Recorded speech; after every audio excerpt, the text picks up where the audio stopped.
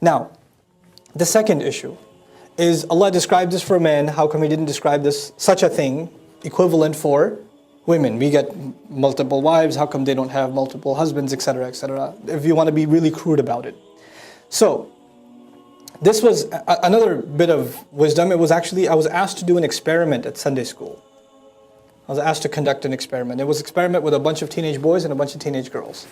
And to both, the question to be asked was, so if you could have anything you want, as many times as you want, without any restrictions, nobody will find out, you won't get any trouble, and it's not going to be, you're not even religiously liable. You could have whatever you want right now, what would it be? Okay? What would it be? And so like about 100 boys are being asked that are teens, and 100 girls are being asked that are teens. The boys have an ijma' in the ummah. There's no like variation. I mean, other than spelling errors, there are no there's no diversity in the answers. The interesting response actually comes from the girls. And by the way, the boys saying that, it confirms what Allah Himself said, subhanahu wa ta'ala.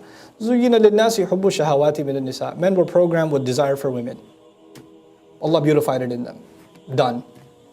It's just proof of that. The girls were the interesting answers. Can we have 5 more minutes? Just a couple more minutes. Just two more minutes. They hand you the paper. No, can I have it back? Can I have it back? I just thought of something else. Crossing it over again. And then multiple answers. I can't think of one thing. My favorite answer that was given by multiple sisters, not all of them, but multiple. It depends.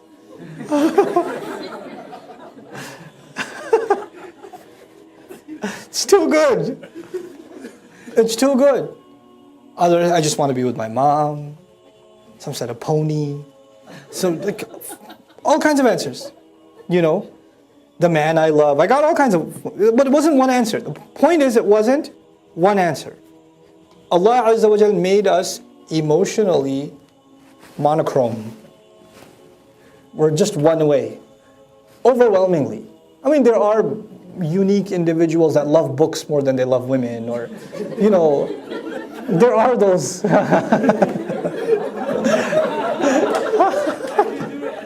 How do you do it? Okay. But overwhelmingly, He made us one way.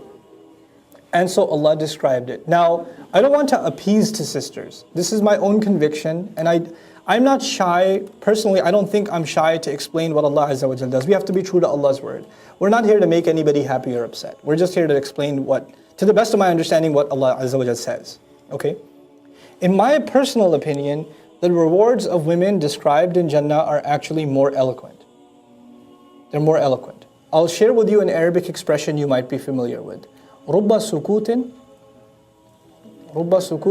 I don't know, the quiz is on Monday. رُبَّ سُكُوتٍ أَبْلَغُ مِنْ كَلَامٍ. Perhaps silence speaks more loudly than speech. Allah Azza wa Jal is silent on this, not to say that there are no rewards, but they're beyond words.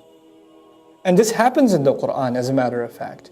There are rewards for different kinds of deeds, but sometimes there are deeds that are so magnificent to Allah that they can't even be put in words. So what does Allah say about those kind of deeds? فَأَجْرُهُ عَلَى اللَّهِ. Then the compensation of such a deed is on Allah.